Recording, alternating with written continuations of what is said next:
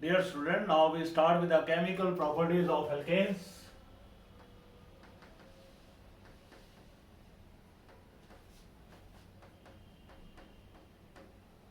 First chemical property is halogenation.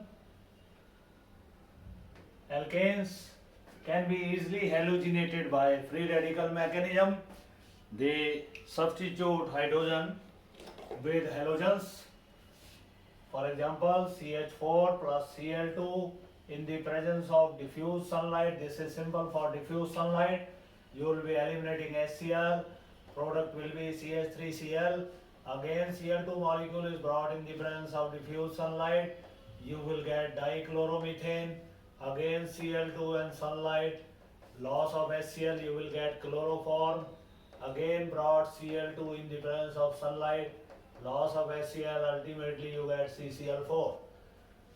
This is the first reaction. Second, if you take such alkane which is having two types of carbon, primary carbon जो एक carbon से सीधे सीधे जुड़े होते हैं, और secondary carbon which is directly attached to two carbon, और इसको यदि आप क्लोरीन से ट्रीट करते हैं in the presence of sunlight, you will get two products here. You will get a secondary product, isopropyl chloride. This is 55% obtained here, and along with that you have N-propyl chloride which is 45%.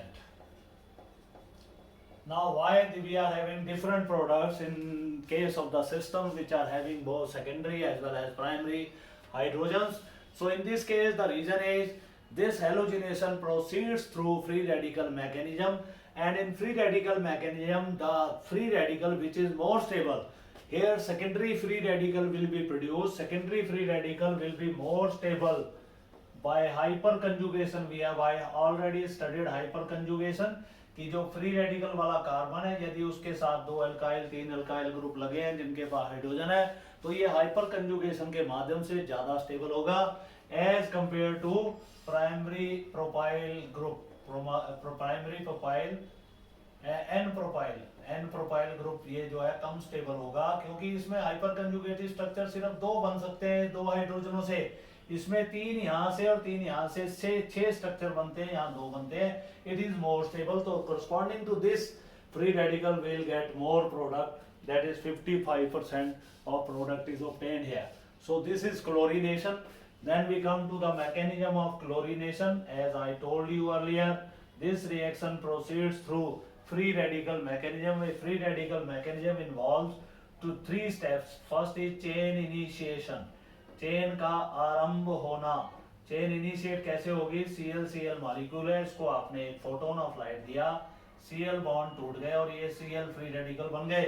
ये Cl free radical जो है दूसरे step में chain की propagation होनी है. Chain propagation. तो chain propagate कैसे करेगा? CH4 है, इसके साथ Cl फ्री रेडिकल आएगा, एक H लेकर इसको फ्री रेडिकल में बदल देगा बेटा, और इसके साथ फिर आपके पास Cl2 मॉलिक्यूल आएगा. एक बार फ्री रेडिकल लाना है बेटा, अगली बार Cl2, तो Cl2 यहाँ लग जाएगा और आपको मिलेगा एक माइनस Cl फ्री रेडिकल ये मिलेगा. अब इसको आपने लाना है फिर Cl फ्री रेडिकल देना है, तो एक हाइड्रोजन यहाँ से विड्रॉ करेगा पहले स्टेप में, और ये फ्री रेडिकल एक और बनेगा. उसके बाद फिर आपने Cl2 देना है जो इसके साथ एक फ्री रेडिकल माइनस होगा, और यहाँ पे प्रोडक्ट आपको मिल जाएगी CH2Cl2. This is dichloromethane. Cl free radical के बाद Cl2. अब फिर बारी है Cl फ्री रेडिकल की. ये आते ही एक हाइड्रोजन और एब्स्ट्रैक्ट करेगा, प्रोडक्ट आपको मिलेगी CH. HCl का लॉस हो गया है, CHCl2 फ्री रेडिकल. फिर आपने लाना है Cl2, और Cl2 जो है एक यहाँ अटैच होकर क्लोरोफॉर्म देगा और एक Cl फ्री रेडिकल निकल जाएगा. ये जो आपके पास फिर Cl फ्री रेडिकल आएगा वो एक हाइड्रोजन को एब्स्ट्रैक्ट कर लेगा और आपको मिलेगा ट्राइक्लोरोमीथेन फ्री रेडिकल. उसके बाद फिर Cl2 की बारी आनी है बेटा, जो एक Cl फ्री रेडिकल छोड़ देगा और एक यहाँ लग जाएगा. You will ultimately get carbon tetrachloride. तो in this way this is called as halogenation of alkanes. तीन स्टेप्स के माध्यम से चलती है: चेन इनिशिएशन, चेन प्रोपेगेशन और लास्ट स्टेप जो है चेन बंद कैसे होती है, that is called as chain termination. Chain termination में दो फ्री रेडिकल आपस में टकराते हैं तो चेन बंद हो जाती है। Cl फ्री रेडिकल कंबाइन कर सकते हैं, मिथाइल फ्री रेडिकल भी Cl फ्री रेडिकल से कंबाइन करेगा तो चेन बंद हो जाएगी। और कई बार तो मिथाइल फ्री रेडिकल आपस में मिल सकते हैं, यू विल गेट CH3Cl। तो इस तरह से आपको चेन टर्मिनेशन भी इसमें देखने को मिलेगा। उसके बाद हमारे पास after chlorination we will move to the next, that is fluorination reaction. Fluorination is actually highly explosive reaction, क्योंकि फ्लोरीन जो बॉन्ड बनाता है उसमें बहुत ज़्यादा एनर्जी रिलीज होती है। It is highly exothermic reaction, और एक्सोथर्मिक रिएक्शन में जब ज़्यादा हीट रिलीज होती है तो वो हीट बाकी कार्बन और हाइड्रोजन के बॉन्ड को और बाकी क्लोरीन के बॉन्ड को एक्साइट करने में हेल्प करती है, और इस तरह से वो बॉन्ड टूटने आरंभ हो जाते हैं। और जब वो बॉन्ड टूटते हैं तो इस तरीके से फ्री रेडिकल फॉर्मेशन होता है, और वो फ्री रेडिकल रिएक्शन को तेजी से चलाते हैं, जिसके कारण आपके पास हीट बहुत ज़्यादा पैदा होती है और कई बार एक्सप्लोजन हो जाता है। That is fluorination therefore should be carried out in a very controlled manner. इसको कंट्रोल्ड मैनर में ही चलाना चाहिए। सबसे ज़्यादा फ्लोरीनेशन ही डेंजरस है, उसके बाद क्लोरीनेशन है, उसके बाद ब्रोमिनेशन है, उसके बाद आयोडीनेशन मिलता है। उसके बाद हम करते हैं, अगर हम CH4 ले बेटा और फ्लोरीनेशन करें बाय हीटिंग और bye sunlight, it will give you large number of product. CH3 CF भी देगा, CF4 भी देगा, CHF3 भी देगा, CF3 भी दे सकता है, plus large amount of heat इसमें इवॉल्व होती है। It is highly explosive reaction और बड़े अनकंट्रोल्ड मैनर में चलती है, इसलिए fluorination should be controlled. Then we have third reaction, that is bromination. Bromination is similar to chlorination, it is a endothermic reaction. Chlorination में heat evolve होती है और इसमें हीट एब्जॉर्ब होती है, पर चलता हीट लेने पर है प्रोसेस बिल्कुल वैसा ही है। हीट करने पे HBr का लॉस होगा, प्रोडक्ट CH3Br होगी, फिर आप इसको Br2 दीजिए, फिर HBr का लॉस हो जाएगा, प्रोडक्ट CH2Br2 होगा, फिर इसको Br2 दीजिए, लॉस ऑफ HBr होगा। इट विल गो ऑन जब तक कि पूरे आपके पास हेलोजन नहीं निकल जाते, तब तक ये चलता रहेगा। Ultimately you get tetra bromomethane. तो इस तरह से ब्रोमिनेशन होता है। After bromination we come to iodination.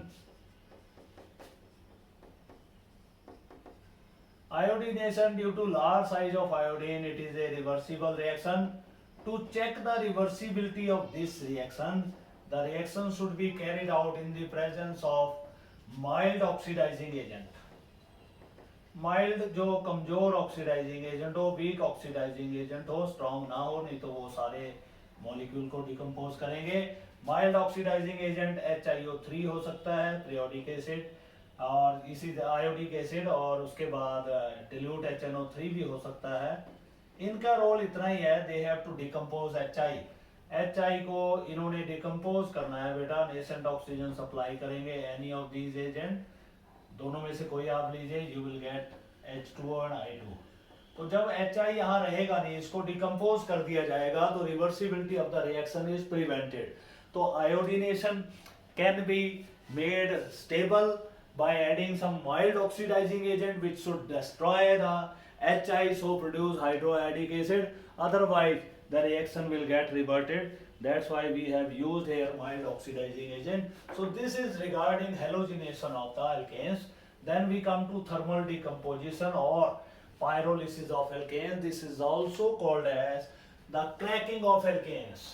Cracking of alkanes involves conversion of less volatile long chained hydrocarbons into more volatile small chained hydrocarbons by the application of heat and catalyst in the absence of oxygen.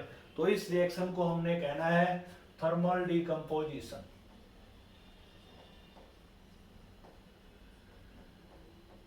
और pyrolysis,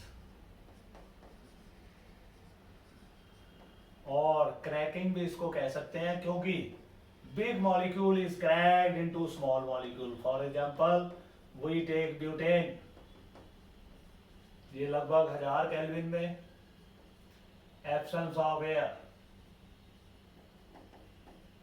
high pressure, ये product टूट सकती है ethylene में, और साथ में मिल सकता है आपको इथेन, या आपको ऐसे भी प्रोडक्ट मिल सकते हैं, प्रोपेन मिल जाए प्लस CH4 मिल जाए। You can also get product CH3, CH2, CH, किसी भी तरीके से ये मॉलिक्यूल टूट सकता है, कोई ज़रूरी नहीं है कि एक ही तरह के प्रोडक्ट आपको यहाँ मिलेंगे। You can get different products during this reaction. So this is called as thermal decomposition or cracking of alkanes, or it is also called as pyrolysis of alkanes. We can get large number of products। हमने एक reaction आपको दिखाई है, ऐसी ही बहुत सारी reactions आप दिखला सकते हैं during cracking of the alkene. C4H10 आप लेके ये रिएक्शन दिखा चुके हैं। अगर आप C3H8 लेते हैं propane, under similar condition this will give you C2H4 plus CH4 भी आपको प्रोडक्ट मिल सकती है। इसी तरह से अगर आप नॉर्मल हेक्सेन लेते हैं C6H14, तब भी आपको बहुत सारे प्रोडक्ट C2H4 मिल सकता है, CH4 मिल सकता है, C2H6 मिल सकता है। आपने देखना है हाइड्रोजन कार्बन बैलेंस होने चाहिए 2 1 3 और 2 5, तो आप यहाँ 2 मॉलिक्यूल भी प्लस आप इथाइलिन C2H4 लिख सकते हैं, यहाँ CH4 के 2 मॉलिक्यूल भी लिख सकते हैं, हाइड्रोजन लिख सकते हैं। हाइड्रोजन आप देखिए 4 और 8 12 और 4 16 हो गए यहाँ हाइड्रोजन। तो आपने इस तरीके से इनको बैलेंस करना है ताकि आपकी रिएक्शन बैलेंस हो। अब हाइड्रोजन 4 और 8 12 और 4 16 हो गए हैं यहाँ पे। फिर तो हम यहाँ पे CH4 एक ही बनाएं। इस तरह से आप प्रोडक्ट को क्लीव करके कुछ भी प्रोडक्ट इसमें फ्रेम कर सकते हैं। प्रोडक्ट आपका बैलेंस होना चाहिए और कुछ इसमें रीज़न नहीं है। CH4 मिल सकता है आपको, C2H6 मिल सकता है, C2H2 मिल सकता है।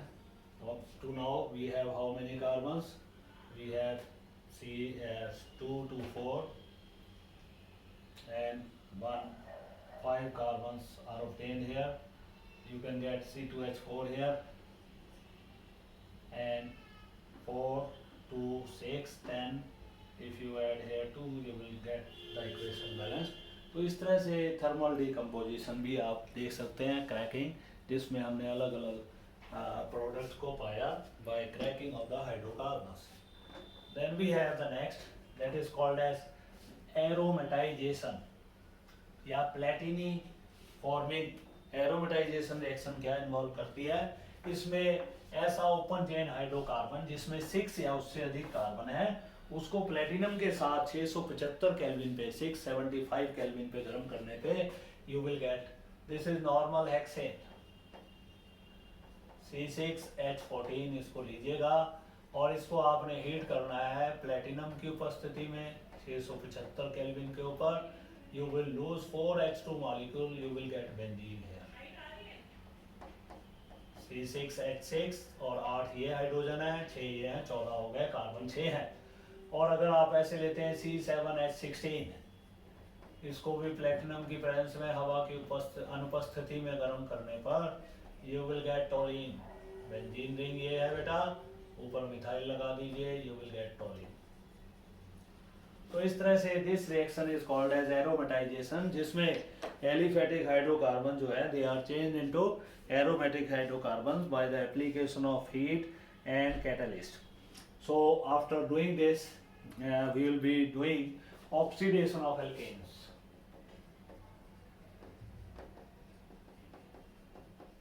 सबसे पहले आपके पास है complete combustion.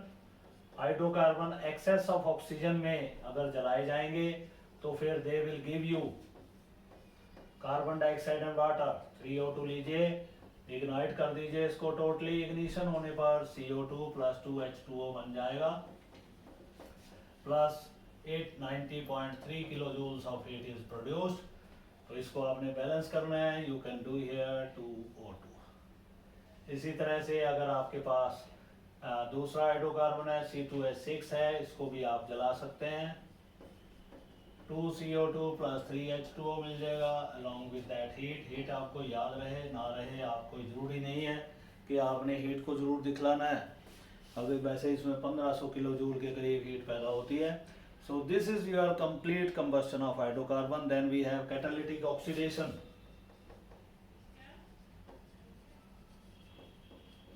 This is done in copper tube. आपने ऑक्सीजन देना है in copper tube at 573 Kelvin. Product, you can get large number of product here, but in this case you will get methyl alcohol. First of all, it can also break to liberate carbon monoxide and water. Then we have oxidation with molybdenum oxide, CH4 plus nascent oxygen in the presence of molybdenum oxide. This is an oxidizing agent. This reaction is carried out at 573 Kelvin. Product will be formic acid. Along with that you will get water. Oxygen आप balance कर सकते हैं, 3 nascent oxygen यहाँ देना है। अगर आप ethane लेते हैं तब भी आप उसको नेसेंट ऑक्सीजन दे सकते हैं। मॉलिब्डेनम ऑक्साइड की प्रेजेंस में 573 केल्विन पे product will be acetic acid plus water. इसी तरह से अगर आप एल्केलाइन के MnO4 लेते हैं और नियो ब्यूटेन ले लेते हैं, ब्यूटेन आइसोब्यूटेन लेते हैं, इसको नेसेंट ऑक्सीजन देते हैं in the presence of alkaline KMnO4, product will be tertiary butyl alcohol. This is T-butyl alcohol.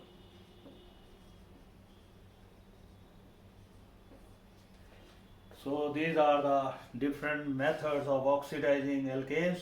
Then we can oxidize alkane with silver oxide also. CH3 plus nascent oxygen supplied by silver oxide. Ag2O. This is called as silver oxide catalyst. In this case, the product obtained will be CO plus 2H2O. You can also get the CH3 CO plus 2H2O। Equation को balance करेंगे 2CO2 भी बन सकता है आपके पास, 4 2 6 hydrogen हो गया आपके पास, यहाँ आपने 6 ऑक्सीजन ऐड कर देने हैं, equation will be balance. So these are the different ways how we can oxidize the alkanes into different methods. So this is all regarding the chemical properties of the alkanes. Now tomorrow we'll start with another hydrocarbon, that is alkanes. Thank you very much.